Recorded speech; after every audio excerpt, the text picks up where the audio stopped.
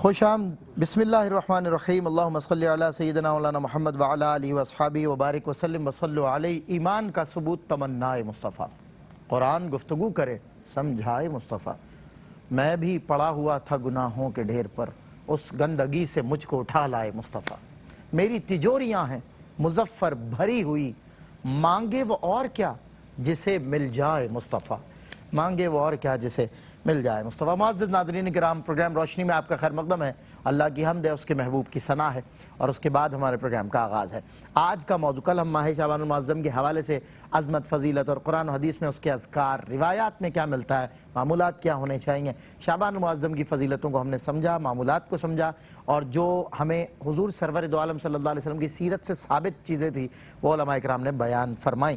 آج ہم نفلی عبادات پہ بات کریں گے، کیونکہ شعبان المعظم کی 15ویں شب بھی نفلی عبادات کی باتیں کی جاتی ہیں۔ شعبان المعظم میں بھی نفلی عبادات کا جو جوش و خروش ہے وہ دیکھ، حضور کے حوالے سے بتایا تھا کل کہ پورے ماہ کے بھی روزے، اور 15 روزوں کے بعد بھی ایک موقع پہ حضور نے کہا کہ 15 شعبان کے بعد روزے نہ رکھو، اور اس کی علت یہ بیان فرمائی کہ یہ 15 دن جو تم اگر کہیں کوئی کمزور ہے اسے کمزوری ہے، اور وہ شعبان کے پورے ماہ کے روزے رکھتا ہے، اور ایسا نہ ہو کہ اس میں سکت کم ہو رمضان کے روزے رکھنے کے لیے، کیپیسٹی کم پڑ جائے جسمانی طور پہ، تو اس لیے اسے ضرورت ہے کہ وہ رمضان مبارک کے روزوں پر فوکس کرے۔ اور پھر بڑی پیاری بات تھی کہ اس امت کے آقا و مولا صلی اللہ علیہ وسلم نے جو شب بیداریاں کی ہیں، اب یہ امت اگر شعبان کی 15ویں شب بھی سو رہی ہے مگر اپنے فرائض و سنن کی ادائی اور ہر حرام سے بچنے کی اجتناب کوشش، تو وہ نفلی عبادات والا جو معاملہ ہے وہ کبھی بھی ایڈیشنل تو بینیفٹ ہو سکتا ہے لیکن ان کے حصے میں گناہ نہیں ہے، لیکن حضور اگر حکم فرما دیتے تو یہ فرض ہو جاتا۔ کتنا خیال رکھا ہے اس امت کا میرے آقا نے، اور ہم از خود اپنا خیال نہیں رکھتے۔ اللہ تعالی ہمیں خیال رکھنے کی توفیق عطا فرمائے۔ پروگرام کا آغاز کر رہا ہوں، نفلی عبادات موضوع ہے، اور گفتگو کرنے کے لیے ملک پاکستان کے مقتدر اور عالمی شہرت یافتہ علماء دین یہاں پر موجود ہیں، قرآن و حدیث کی روح سے ہمیشہ کلام کرتے ہیں، اور بہت ہی مدلل آپ کی گفتگو ہوا کرتی ہے۔ مفتی محمد سہیل رضا امجدی صاحب تشریف فرمائیں، اور جناب قبلہ پروفیسر ڈاکٹر محمد احمد قادری صاحب تشریف فرمائیں۔ دونوں حضرات کا خیر مقدم ہے، اور دونوں حضرات کو ناظرین کی جانب سے سلام پیش کرتا ہوں۔ مفتی صاحب، آغاز میں کر رہا ہوں نفلی عبادات کے حوالے سے، قرآن و حدیث میں اس کی کیا ہمیں ترغیب ملتی ہے، اللہ کیا فرماتا ہے نفلی عبادات کو لے کر؟ بسم اللہ الرحمن الرحیم، اللہم صلی علی سیدنا و مولانا محمد وعلی آلہ و اصحابہ وبارک وسلم۔ بہت بہت شکریہ قبلہ سید سلمان بھائی۔ میں تمہیداً یہ عرض کروں گا کہ قرآن کریم کی اس آیت کو دیکھیں کہ وما خلقت الجن والانس الا لیعبدون، کہ میں نے جنات اور انسان کو صرف اسی لیے پیدا فرمایا کہ وہ میری عبادت کریں، اور صوفیہ فرماتے ہیں کہ لیعرفون، تاکہ وہ میری معرفت حاصل فرمائیں، میری معرفت حاصل کریں۔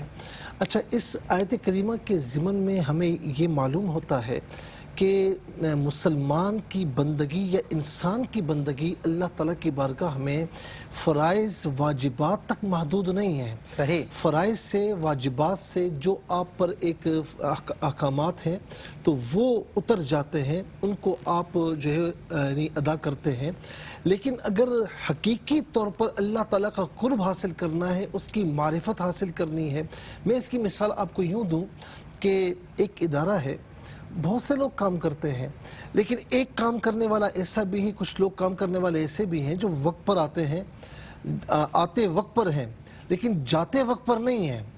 وہ مالک ان کو کہے نہ کہے وہ ایکسٹرا کام بھی کر لیتے ہیں، لگے رہتے ہیں۔ اچھا، ایک وہ شخص کے جو وقت پر آتا ہے، وقت پر جاتا ہے، اس کی بھی اہمیت ہے۔ بالکل صحیح، جو آتا وقت پر ہے، جاتا وقت پر نہیں ہے، بلکہ وہ سارے کام اور بھی نمٹاتا ہے، جو ایکسٹرا کام جو اس کے ذمے نہیں ہوتے وہ بھی کرتا ہوا چلا جاتا ہے۔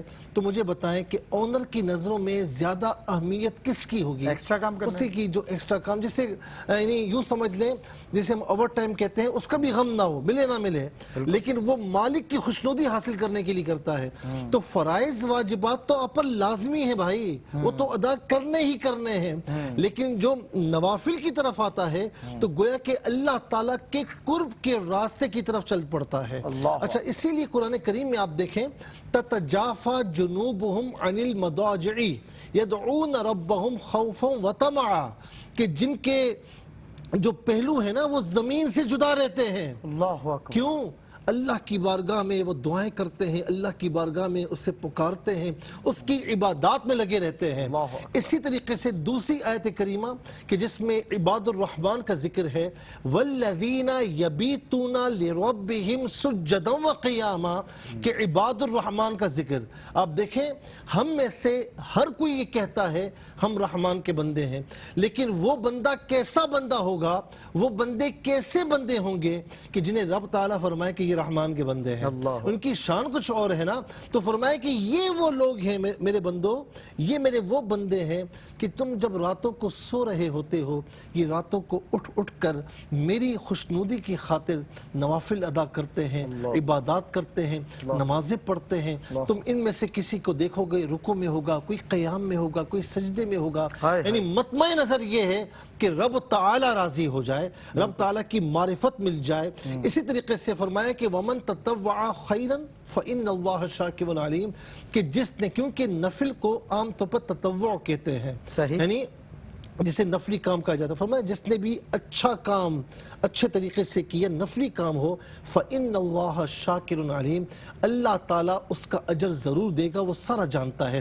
شاکر جب ہم کہتے ہیں کہ میں شاکر ہوں، بندہ کہتا ہے اس کا مطلب ہے کہ میں شکر ادا کر رہا ہوں، لیکن جب ہم کہیں کہ رب تعالیٰ شاکر ہے تو وہ بندے کو شکر کا بدلہ عطا فرماتا ہے، کیونکہ ہم جب شکریہ ادا کرتے ہیں اپنی استطاعت کے مطابق، اللہ تعالیٰ اس سے پاک ہے، وہ شکریہ ادا نہیں کرتا، وہ اپنے بندے پر نظر رحمت ڈال دیتا ہے۔ اور حدیث پاک میں ہے نا، یہی تشکر کی بہت بڑی اعلیٰ مثال، اور حدیث پاک ہے نا کہ بڑی مشہور حدیث جو ہم عام طور پر بخاری شریف کی سنتے بھی ہیں کہ یتقرب عبدی الی بالنوافل، دیکھیں فرائض واجبات سے آپ نے احکامات کو پورا کیا، اب قرب کے راستے پر چلنا ہے نا، تو فرمایا کہ بندہ نوافل کے ذریعے میرا قرب حاصل کرتا ہے، اور اخیر حدیث تک حتی احبہ، یہاں تک کہ اسے میں اپنا محبوب بنا لیتا ہوں، مقام محبوبیت عطا فرماتا ہوں۔ فَإِذَا أَحْبَبْتُ، جب کسی سے محبت کرتا ہوں اس کے کان بن جاتا ہوں جس سے وہ سنتا ہے، آنکھیں بن جاتا ہوں جس سے وہ دیکھتا ہے، ہاتھ بن جاتا ہوں جس سے وہ پکڑتا ہے،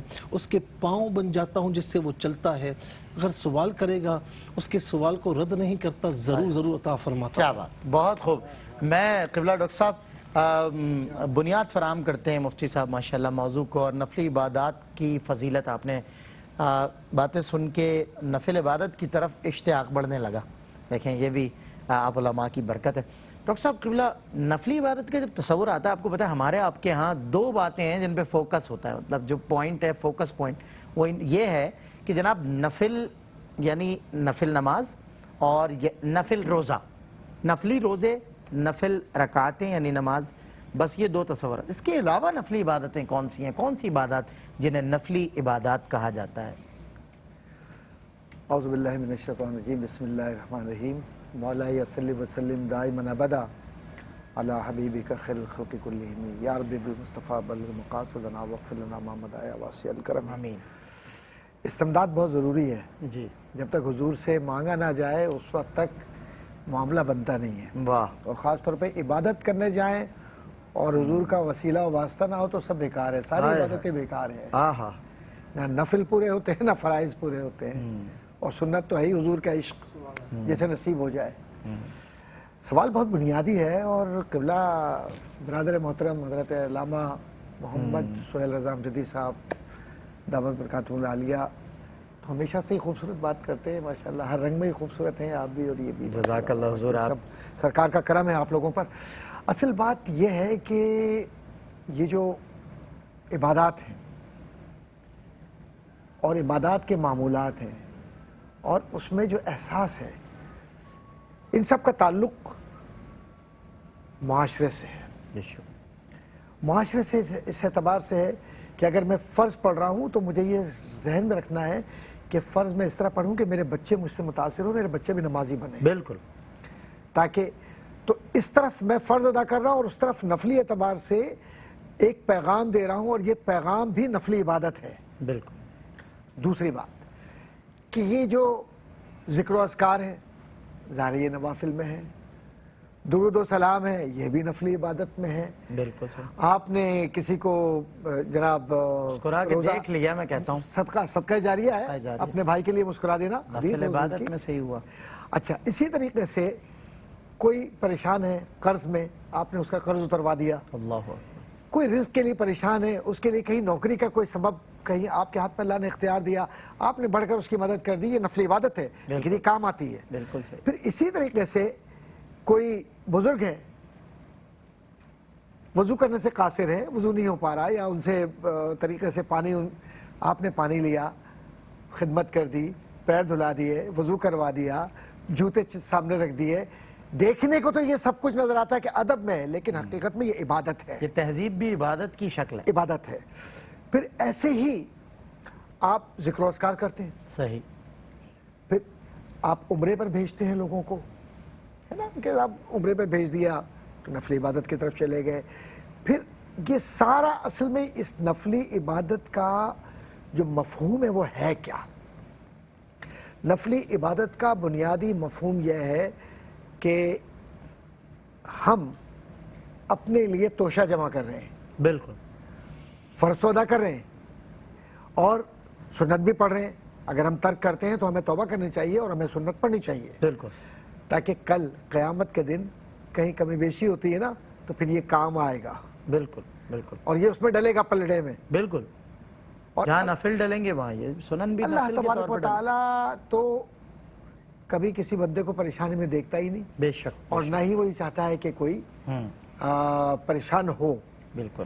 لیکن یہ جو نفلی عبادت کا تصور ہے، اصل میں بنیادی طور پر یہ اپنے آپ کو بہتر طریقے سے مطمئن کر کے سو جانے کا نام ہے. واہ، بہت اچھی بات. میں ناظرین کرام یہیں پر ایک وقفہ اور نفلی عبادات آج ہمارا موضوع ہے، اور اس پر بات کرنے کے لیے مفتی محمد سہیل رضا امجدی صاحب، پروفیسر ڈاکٹر محمد احمد قاضی صاحب ہمارے ساتھ ہیں. انشاءاللہ بریک کے بعد ہوتی ہے آپ سے ملاقات. شام دید ایک مرتبہ پھر پروگرام روشنی میں آپ کا خیر مقدم ہے، اور نفلی عبادات پہ ہم بات کریں. میں اور آپ نفلی عبادات میں اسپیسیفک ہماری وہ ٹائمنگز ہوتی ہیں، مطلب اسپیسیفک ڈیز ہوتے ہیں، کوئی مخصوص اوقات کار جن میں ہم نفلی عبادات کرتے ہیں. میں وہی سوال ظاہر آپ کے ذہن میں بھی ہوگا، مفتی صاحب سے پوچھنا چاہتا ہوں. صاحب یہ اہم دنوں میں اور اہم اوقات میں، مخصوص اوقات لمحات میں، جیسے شب برات آ رہی ہے اور آپ کے یہاں بھی نفلی عبادات بعد جماعت ہوتی ہیں وہاں پر، میں اس میں شامل رہوں نہیں، نفلی عبادت جو ہے، جو نفل ہوتے ہیں وہ بجماعت نہیں ہوتے. اچھا ٹھیک ہے، وہ الگ شکل ہے، یعنی اجتماعی طور پر ہوتے ہیں لیکن بجماعت نہیں ہوتے. ٹھیک ہے، وہ ہر کوئی اپنی پڑھ رہا ہوتا ہے. ٹھیک ہے. اچھا، اب یہاں پر جو آپ نے بڑی پیاری بات ارشاد فرمائی نا، دیکھیں ٹائمنگ زندگی میں بڑی اہم ہے. صحیح. مثال کے طور پر آپ مجھے کال کرتے ہو، میرا موڈ خراب ہے، صحیح. اور آپ مجھے کوئی بات کہتے ہیں، مجھے ماننی بھی ہوگی، میں کہوں گا یار سلمان بعد میں بات کرنا، ابھی ایسا تو ہوا ہے، مطلب یہ تو مثال ابھی بات نہیں ہوگی. صحیح. تو اس کا مطلب ہے کہ آپ نے ٹائمنگ پر گفتگو نہیں کی نا. اور موڈ اچھا ہے، آپ کا موڈ اچھا ہے، اور میں نے آپ کو کال کی. اچھا، آپ کو کام نہیں بھی کرنا ہوگا، نہیں مفتی صاحب میں کروں گا اس کو، بالکل، کیونکہ ٹائمنگ پر میں نے کال کی نا آپ کو. اسی طریقے سے زندگی میں آپ دیکھیں کہ کوئی ادارے کے اونر کے پاس جاتا ہے، اس کا موڈ اچھا نہ ہو اور وہ کہے کہ یار میرا یہ فلاں کام کر دو، وہ کبھی نہیں کرے گا. صحیح بات. میں یہ سمجھانے کے لیے اس کر رہا ہوں بطور ٹائمنگ، یعنی ہمارے جو بڑے کہتے ہیں نا کہ آپ جو بھی کام کرو اس میں ٹائمنگ بڑی امپورٹنٹ، اس کی بڑی امپورٹنس ہے. بالکل ہے، ٹھیک ہے نا. اچھا، اسی طریقے سے سارے دن ساری راتیں بلا شبہ اللہ کی ہیں، اس میں کوئی دوسری رائے نہیں ہے. ٹھیک ہے نا. اچھا، تمام دنوں کی اہمیت اپنی جگہ کے سارے دن میرے رب کے ہیں، بے شک، اس کے تخلیق کردہ ہیں. بے شک. لیکن اسی رب نے قرآن کریم میں فرمایا نا کہ شہر رمضان الذی انزل فیہ القرآن، کہ رمضان کا ذکر فرمایا. پھر احادیث کریمہ کی طرف آ جائیں، حضور نبی کریم صلی اللہ تعالی علیہ وسلم نے شب قدر کا ذکر فرمایا، شب براءت کا ذکر فرمایا، اور ایک تفسیر کے مطابق حامیم والکتاب المبین انا انزلناہ فی لیلۃ مبارکہ، اس سے مراد شب براءت ہے. احادیث کریمہ میں تفصیل سے ذکر ہے. اسی طریقے سے اور دن اور راتیں، جس طرح شب جمعہ ہے، جمعۃ المبارک کا دن ہے، عید الفطر کی رات ہے، عید الفطر کا دن ہے، عید الاضحیٰ.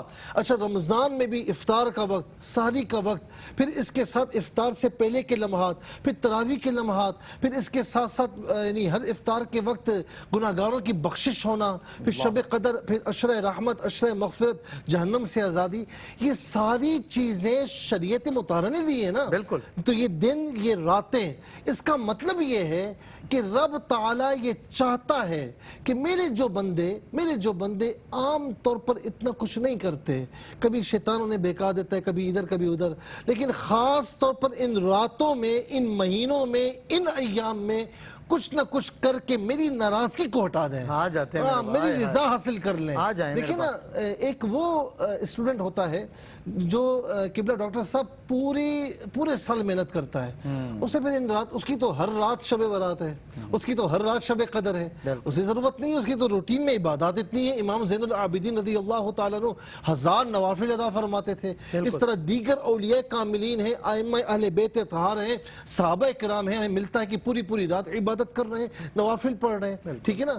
لیکن عام طور پر ہم دیکھتے کہ ایک وہ اسٹوڈنٹ جو پورے سال محنت کرتا ہے، اسے امتحانات کے دنوں میں ضرورت نہیں پڑتی کہ پوری رات بیٹھ کر پڑھے، بس وہ پڑھ لیا، دہرا لیا، امتحان دے دیا، پورا سال پڑھ چکا۔ لیکن ایک ایسا ہوتا ہے کہ جو پورے سال نہیں کرتا لیکن امتحان کے دنوں میں لگ جاتا ہے، محنت کرتا ہے، ٹھیک ہے نا، وہ بھی پاس ہو جاتا ہے۔ بالکل۔ لیکن ایک وہ ہوتا ہے جو نہ پورے سال محنت کرے نہ امتحانات کے دنوں میں کرے، بالکل، تو وہ تو بدقسمت ہے۔ بڑی زبردست مثال۔ تو ہماری مثال وہ ہے عوام الناس کی کہ پورے سال کبھی ادھر کبھی ادھر، لیکن خاص مہینے آ جائیں، خاص ایام آ جائیں، خاص جو ہے وہ راتیں آ جائیں، تو وہ ان میں اللہ کی عبادات زور و شور سے کرتے ہیں اور اللہ کی بارگاہ میں اس کی رضامندی کو حاصل کرنے کی کوشش کرتے ہیں۔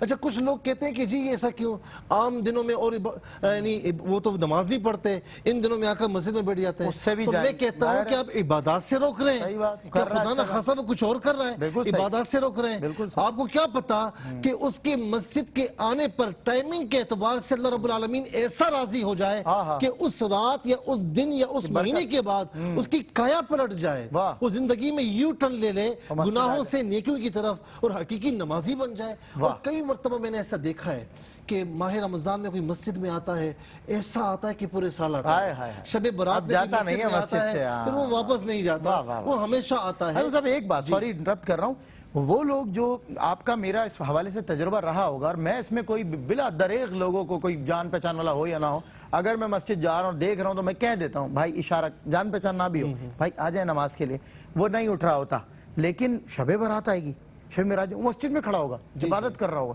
اب اسے یہ کہہ دینا اس رات کیا فائدہ، ویسے تو پڑھتے نہیں ہو، تو مطلب وہ جو اچھا کام کر رہا ہے اس سے بھی روک دینا، تو ظلم نہیں ہے۔ اس نیت کے ساتھ اگلے بندوں کو بلائیں کہ اس رات، اس دن، اس مہینے کے صدقے میں اللہ تعالیٰ اس سے ہمیشہ کا نمازی بنا۔ بالکل، وہ فضیل بن عیاض تھے نا، کہیں جا رہے تھے، اچھا آپ خود بھی پہلے ڈاکو تھے، صحیح، اب جانتے تائب ہوئے، اللہ کے ولی بن گئے، کہیں جا رہے تو مریدین نے دیکھا کہ ایک سارنگی بجانے والا اور کچھ اس کے دوست ہیں بڑے لہو و لعب میں، تو انہوں نے کہا حضرت یہ دیکھیں کتنا بدقسمت آدمی ہے، آپ ذرا کچھ کہیں نا ان کو۔ کہا بیٹا دعا کرتے ہیں، دعا کی، اب دعا میں الفاظ کیا ہیں، مولا جس طریقے سے یہاں پر خوش ہیں انہیں آخرت کی خوشی بھی عطا فرما۔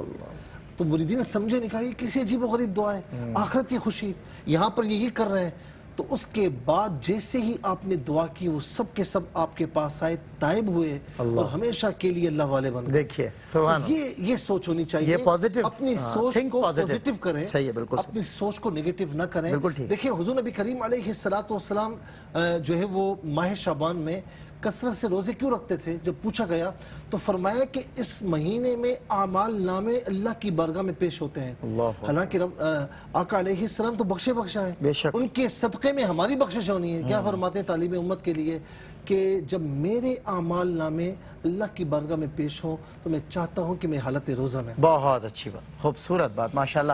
میں ڈاکٹر صاحب قبلہ نفلی عبادات، ابھی اچھا ہوا جماعت کا آپ نے فقہی اصطلاح میں جو ہے وہ جواب ہونا چاہیے، اور پھر پوچھنے والا بھی یہ پوچھتا ہے، اور آپ نے صحیح فرمایا۔ صلاۃ التسبیح کو ہم نفل عبادت کی حیثیت نہیں، وہ سنن ہے، تسبیح بھی نفلی عبادت ہے۔ پہلے آپ ڈاکٹر صاحب سے ٹھیک ہے، پھر اس پہ میں آپ سے بات پوری کر لیجیے، اس پہ میں بات کر لوں گا انشاءاللہ۔ جی اگر مختصر سے جواب مختصر میں عرض کر دیتا ہوں، دیکھیں صلاۃ التسبیح بھی نفلی عبادت ہے اور بہت پیاری عبادت ہے، ٹھیک ہے۔ اچھا اس میں چونکہ تسبیحات پڑھنی ہوتی ہیں، ٹھیک ہے، وہ عام آدمی کو یاد نہیں پتہ نہیں ہوتا، ضرورت کے تحت کبھی کبھار اس طرح کیا جاتا ہے۔ بالکل ٹھیک ہے، جزاک اللہ۔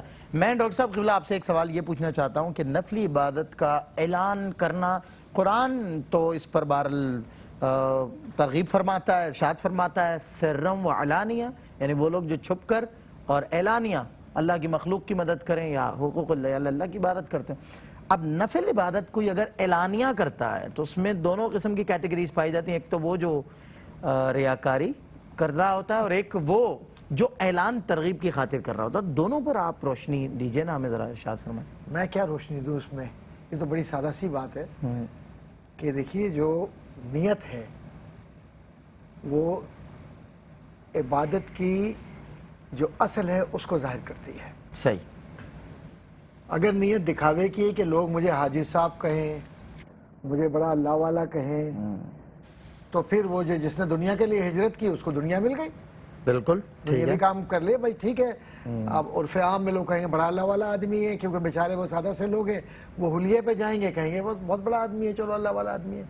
لیکن جس کی نیت اور اندر کا احساس یہ ہو کہ مجھ سے رب راضی ہو, مجھے دنیا کو نہیں دکھانا, سبحان اللہ, تو پھر خود بخود آسمانوں سے اس کے لیے اعلان ہوتا ہے کہ یہ میرا محبوب ہے, یہ میرا دوست ہے. اور پھر دنیا اس کو دیکھ کر عبادت کرنے لگ جاتی ہے, کیونکہ اخلاص ہوتا ہے, اخلاص ہے نا, بناوٹ ہوتی ہے. اب اعلان کرنا چاہیے بعض صورتوں میں تاکہ ترغیب ہو. صحیح.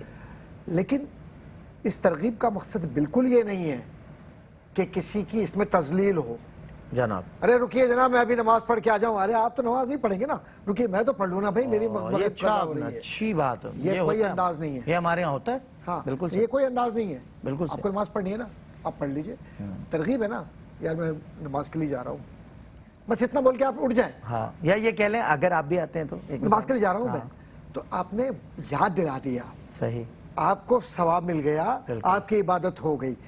اب مسئلہ یہ ہے کہ آپ ساری تسبیح و تحلیل اور اپنی ساری عبادات جو ہے نا رات کی دن کی سب ظاہر کرنے پر تلے ہوئے ہیں. بالکل صحیح. کہ رات کو میں اتنی ہزار مرتبہ تو میں یہ تسبیح کرتا ہوں, تو پھر اس کے بعد یہ کرتا ہوں, تو رات کو یہ ہوتا ہے, تو پھر سارے مقامات مجھے نظر آتے ہیں, حجابات اٹھ جاتے ہیں. بے شک کوئی شک نہیں ہے ممکن ہے ایسا ہوتا کہ عبادات سے حجابات اٹھتے ہیں. بالکل, لیکن حجابات بتانے کے نہیں ہوتے. صحیح بات, حجابات اللہ کا راز ہے جو چھپانے کے ہوتے ہیں. تمہارے لیے اٹھے ہیں, یہ تھوڑی ہے کہ دنیا کے لیے اٹھا دو, انہوں نے تو نہیں کیا نا اذکار. اللہ تبارک و تعالیٰ نے جو آپ کو توفیق دی ہے, بالکل, آپ جتنی بھی نفلی عبادت کرتے ہیں اس میں آپ یہ کوشش کیجئے کہ لوگوں کو ضرور بتلائیے, لیکن تکبر کے لیے, دکھاوے کے لیے یا ظاہر کے لیے نہ کیجئے. ایک بات. بالکل صحیح. دوسری بات یہ ہے کہ اکثر و بیشتر ایسا ہوتا ہے کہ ہوتا ہے چھوٹی عمر میں عام طور پہ کرتے ہیں, مسجد میں چلے گئے, اچھا لگتا ہے, چھوٹے بچے کہتے ہیں نا وہ ریس لگانا, جلدی جلدی نماز پڑھ رہے ہیں, بھائی تم نے کتنی پڑھی, میں نے 20 رکعت پڑھی, اچھا رکو میں بھی 30 پڑھتا ہوں. اس طرح سے ایک بچے کے اندر ایک عادت ڈیولپ ہوتی ہے, وہ نقل سے اصل کی طرف جاتا ہے. بالکل صحیح. اچھی بات ہے, اس کو ٹوکیے مت, اس کا مذاق مت اڑائیے, یہ مت کہیے کیا کر رہا ہے, یہ کیا کر رہا ہے, یہ کیا کر رہا ہے. آہستگی سے پیار سے سمجھ آئے, بیٹا سجدہ ایسے ہوتا ہے, نیت ایسی ہوتی ہے, نماز کے آداب یہ ہیں.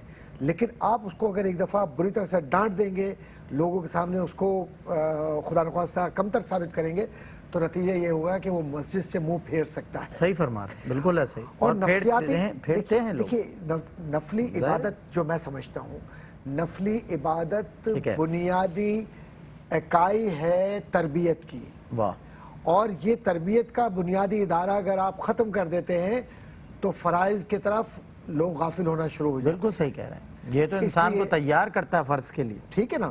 تو اب اس اعتبار سے ہمیں یہ کوشش کرنی چاہیے کہ ہم ہمت افزائی, حوصلہ افزائی اور لوگوں کو, اور خاص طور پہ بچوں کو اس میں شامل کریں. رزق بانٹ رہے ہیں تو اس میں شامل کر لیجئے, ہم سلام پڑھ رہے ہیں تو اس میں شامل کر لیجئے, نعت پڑھ رہے ہیں تو اس میں شامل کر, درود کی اجتماعی محفل ہو رہی ہے. بالکل ٹھیک. میں صرف ایک جملہ نظر کروں گا کہ عبادت خواہ جس طرح بھی کریں, کوشش کیجئے کہ وہ رب کے لیے ہو, ریاکاری کے لیے. واہ, بہت اچھی بات. اور یاد رکھیے جن کے حوصلے بلند ہوتے ہیں نا وہی لوگوں کے حوصلے بڑھاتے ہیں, جن کے خود کے حوصلے پست ہوتے ہیں ان لوگوں کے حوصلے پست کرتے ہیں. تو اچھے کام میں بھی بات وہی ہے نا کہ تو پوری رات ہی سوتا رہتا, اس سے بہتر تھا تو نماز جس طرح پڑھنے کے لیے اٹھا اور ان کی غیبت کر دی, اس سے بہتر تھا پوری رات ہی سوتا رہتا. اللہ تعالیٰ کو بھی ایسی عبادت پسند نہیں ہے کہ جس میں دوسرے کی تضحیق ہو, تذلیل ہو, اور جو بنیاد آپ نے فراہم کی کہ اس عبادت کی جو میں ہے, اس کی جو کیفیات اور لذت ہیں وہ تبھی آتی ہیں جب انسان انہی میں انوالو رہے, دوسروں کی تنقید میں نہ انوالو ہو. بریک کے بعد ہوتی ہے ملاقات. جی خوش آمدید ایک مرتبہ پھر آپ کا خیر مقدم. لاسٹ سیگمنٹ ہے, کچھ باتیں رہ گئی ہیں جو آپ کے بھی ذہنوں میں یقیناً ہوں گے, میں آپ کی جانب سے علماء کرام سے پوچھ لیتا ہوں.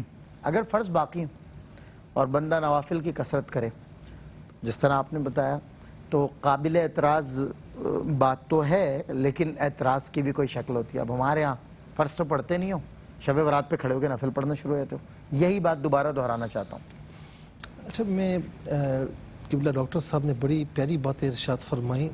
ان دنوں میں جب نفلی عبادات کا خاص طور پر رجحان ہوتا ہے نا, تو کچھ لوگ, اب پتہ نہیں وہ کس کے پر روکا رہے ہیں, کیا ہے مجھے سمجھ میں نہیں آتا. آپ کو روکنا چاہیے گناہوں سے, صحیح, آپ کو روکنا چاہیے اللہ کی نافرمانیوں سے.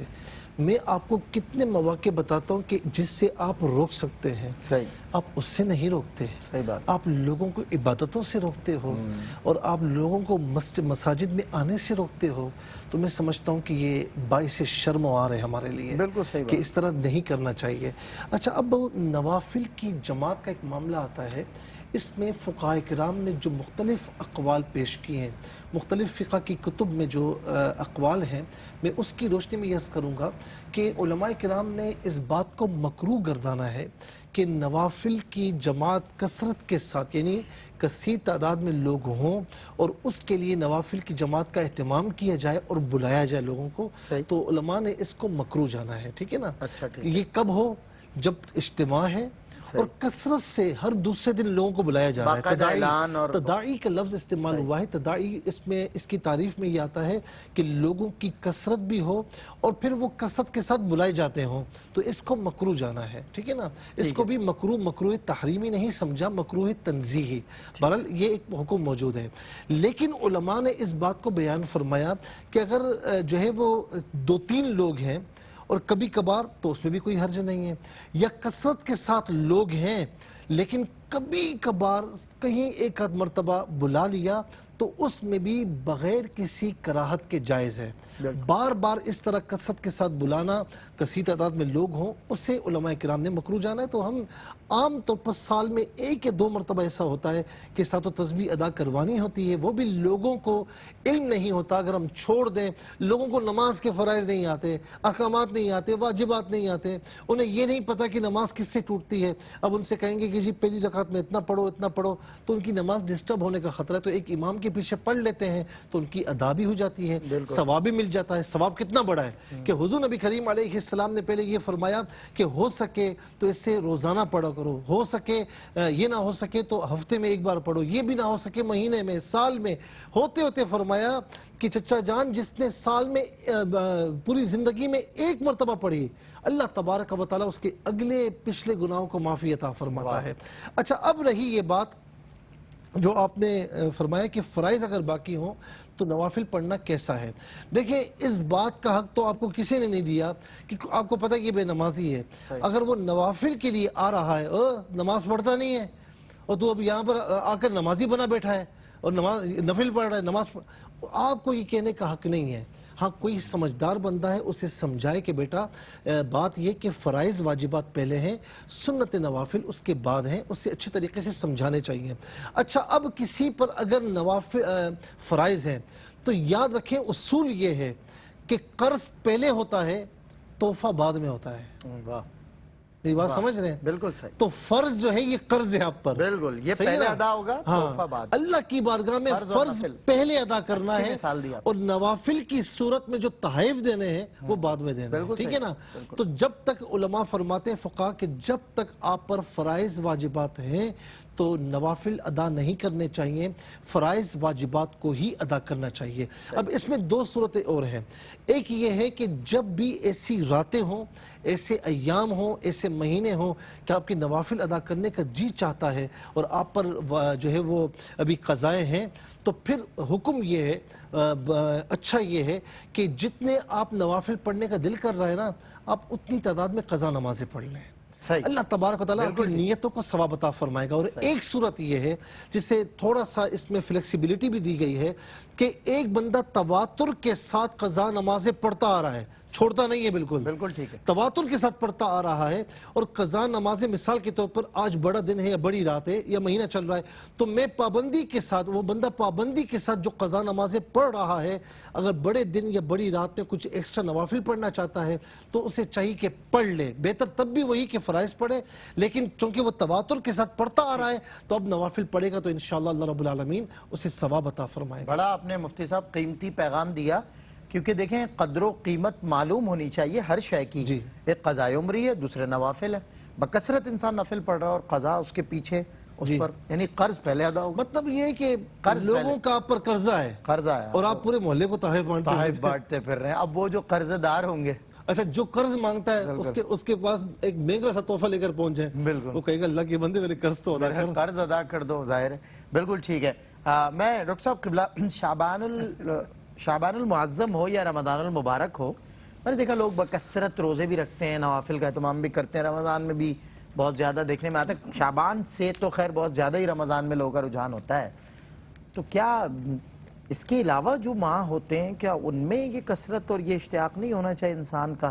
لیکن چلیں ایک طرف وہی بات ہے کہ کم از کم رمضان کی ویلیو تو سمجھ رہا ہے اللہ کی بارگاہ میں کہ یا اللہ تیرا مہینہ ہے, ہم مہمان نوازی کے لیے آیا ہے, ہم اس کی خاطرداری یہ کریں گے کہ ریاضتوں سے اور عبادتوں سے سنواریں گے.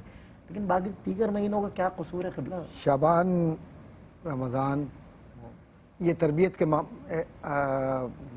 و سال بالکل, اور جو زندگی کے ایام بدلتے رہتے ہیں ان پر اثر انداز ہونے والے مہینے ہیں. صحیح. اور وہی والی بات جو بار بار قبلہ علامہ صاحب نے بھی فرمائی اور آپ بھی کہتے ہیں, میں بھی سمجھتا ہوں, ہر ایک یہی سمجھتا ہے کہ کسی بہانے سے آنے دو, دروازے بند کرو. صحیح. دروازے بند کرو گے گناہگار تم ہوگے. صحیح. جو کچھ وہ کرے گا اس کے عوض میں اس وقت میں جو وہ عبادت کرنا چاہتا تھا اور عبادت نہیں کرتا, وہ کچھ اور کرتا ہے, تو اس کا نتیجہ کیا نکلتا ہے؟ نتیجہ یہ نکلے گا جو کچھ وہ گناہ کرے گا ذمہ دار آپ ہوں گے, کیونکہ آپ نے مسجد سے روکا اس کو. ایک تو بات یہ. دوسرا یہ کہ بہت سارے لوگ ایسے ہیں کہ جو شعبان سے شروع کرتے ہیں رمضان مبارک, تو اس میں ان کی تربیت کیا, ان کی ایک عادت بن جاتی ہے. آپ دیکھیے 40 دن تک نمازوں کی کسی طرح سے عادت ڈال لیجئے اپنے آپ کو, بالکل, پھر بہت مشکل ہے کہ نماز چھوڑیں. پھر آپ کی عادت بن جاتی ہے. اور یہ ایک نفسیاتی تربیت, ایک روحانی تربیت, ایک مزاج کے اندر خود بخود ذمہ داری کا یہ احساس پیدا ہوتا ہے, فجر ہو گئی مجھے نماز پڑھنی ہے, اچھا بھائی اب ظہر کا وقت ہو گیا, اب تو مجھے کرنا ہی کرنا ہے کام, بھائی چھوڑ دو سب, مجھے کچھ نہیں کرنا, پہلے نماز پڑھ لوں, میرے رزق میں برکت ہوگی نماز پڑھوں گا تو. اور یہ ہے بھی صحیح, بالکل ہے صحیح. ٹھیک ہے نا. تو یہ جو احساس ہے انسان کا, یہ اس وقت جاگتا ہے جب اس کو عبادت کی چاشنی محسوس ہو. بالکل. اب ایک آدمی نے عبادت کو محسوس ہی نہیں کیا تو میرے کہنے سے وہ عبادت محسوس نہیں کرے گا. تو یہ عبادت کو محسوس کرنے کے ایام ہیں یہ شعبان اور رمضان, ریفریشر کورس ہے. ہاں, اس میں محسوس کر لیجئے. بالکل. تو اب جب عبادت آپ محسوس کرتے ہیں تو عبادت کا آغاز ہی کیا, چلو یار میں 2 رکعت نماز پڑھ لوں پہلے, کم از کم چلو نفلی عبادت میں 2 رکعت پڑھ لی میں نے, چلو 2 رکعت اور پڑھ لوں. پھر نماز پڑھتے پڑھتے قرآن کریم پڑھتے پڑھتے ایسی عادت ہو جاتی ہے کہ انسان یہ کہتا ہے کہ نہیں اب میں اس سے الگ رہ نہیں سکتا. پھر ترجمہ بھی میں پڑھ لوں تھوڑا سا, دیکھوں تو یہ میرا رب مجھ سے کیا کہہ رہا ہے, مجھے عربی سمجھ میں نہیں آتی, چلو میں ٹھیک ہے اس طرح سے پڑھ لیتا ہوں. تو ترجمہ یہ میں اپنے بہن بھائیوں سے کہوں گا وہ پڑھیے گا جس میں حضور سے محبت ہو. بالکل. کوئی ترجمہ بازاری انداز کا وہ نہ پڑھیے گا جس میں حضور کی محبت نہ جھلکے اور کہیں قرآن ہے, کیونکہ وہ قرآن کا ترجمہ ہو ہی نہیں سکتا جس میں حضور کی محبت نہ ہو. بالکل صحیح بات, سادہ سی بات ہے. اور ادب بنیاد ہے دین کی, عبادات کی, اور نفلی عبادات ہوں یا فرائض ہوں سنن ہوں, سب میں ادب اصل ہے. بے شک. اور صرف اتنی بات طرز کروں گا میں کہ یہ جو ایام ملے ہیں نصیب والوں کو, ہم لوگوں کو, اس میں ہم اپنی تربیت کر لیں. بالکل. اپنے خسارے کے جو سودا ہے نا, وہ جو بلاسر کے اندر بلاسر میں کہا گیا نا, تو یہ خسارے سے نکل جائے اور گھاٹے کے سودے سے نکل جائے. رب جانتا ہے نا ظاہر انسانوں کو, تو بس اس سے بہتر کون جانتا. تو وہ جو بہترین نفع ہے, اور نفع یہی ہے کہ حضور کا مہینہ اور مغفرت کا, آگ سے نجات کے مہینے سے فائدہ اٹھا لیں. جی, سارے معاملات ٹھیک ہو جائیں گے. اور بس کچھ بھی نہیں ہے, سچ تو یہ ہے کہ رب کو ہماری عبادات کی یا رسول کریم صلی اللہ علیہ وسلم کو ہماری عبادات اور درود و سلام کی کوئی حاجت نہیں ہے. یہ تو بس ان کا کرم ہے کہ ٹوٹے پھوٹے سجدے ہیں قبول وہ فرما لیتا ہے، ورنہ سچ یہ ہے قبلہ مصطفیٰ کہ دل کی بات یہی ہے کہ انسان کہیں بھی جائے جب تک کہ کرم مصطفیٰ شامل نہ ہو عبادت قبول نہیں ہوتی. بالکل بے شک. جی مصعب کروں گا. قبلہ ڈاکٹر صاحب نے بات فرمائی. جی جی. تو ایک تو یہ ہے کہ میں نے ایک واقعہ پڑھا، ایک چور تھا، پکا چوری کرتا تھا جی لیکن نماز کی پابندی سے پڑھتا تھا. صحیح. تو کسی نے اس سے پوچھا کہ تو چوری کرتا ہے، چور اللہ بھی کو پکا، ناراض کرتا نمازی ہے، بھی پکا. یہ نماز تو کہتا ہے کہ اللہ کی بارگاہ میں ایک جلوکا نا کھلا رکھنا چاہیے. اللہ اکبر. ہاں یہ آوت جاوت بند نہیں ہونی رحمت چاہیے. آڑے اچھا پھر لوگوں نے دیکھا کہ پھر واقعی اللہ تبارک و تعالیٰ نے ان الصلاۃ تنہا عن الفحشاء والمنکر، اللہ رب العالمین نے اسے چوری سے تائب ہونے کی بھی توفیق عطا فرما دی. بالکل. ہاں کوئی عادی ہے بالکل. اور اپنے لیے فخر محسوس کرتا ہے کہ میں نماز بھی پڑھتا ہوں، یہ بھی کرتا ہوں، رشوت بھی، اس کے بارے میں یہ حکم نہیں ہوگا. اسی طریقے سے آپ نے بچپن میں دیکھا ہوگا کہ بس میں آپ جا رہے ہیں، اس نے کوئی میوزک لگایا ہوا ہے لیکن مسجد آ گئی، مزار آ گیا تو اس نے بند کر دیا. آپ کو یہ کہے کہ اللہ تعالیٰ تو ہر جگہ ہے، بالکل صحیح. یہاں پر آ کر اس کو یاد آتا ہے. تو میں نے کئی لوگ ایسے دیکھے کہ جو ایسے ادب و احترام کی وجہ سے کرتے تھے اور بالآخر مکمل اللہ کی طرف طائب ہو کر آ جاتے ہیں. بالکل ایسے ہی. مصعب بہت شکریہ ڈاکٹر صاحب، آپ کا بہت شکریہ. وقت ختم ہوا آج کے پروگرام کا.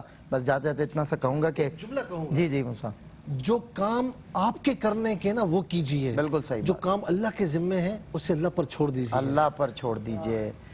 میں بات یہ کرنا چاہتا تھا آخر میں کہ آج میں اور آپ ہم سب، کوئی بھی یہ نہیں کہہ سکتا کہ مجھ سے زیادہ کوئی متقی نہیں ہے.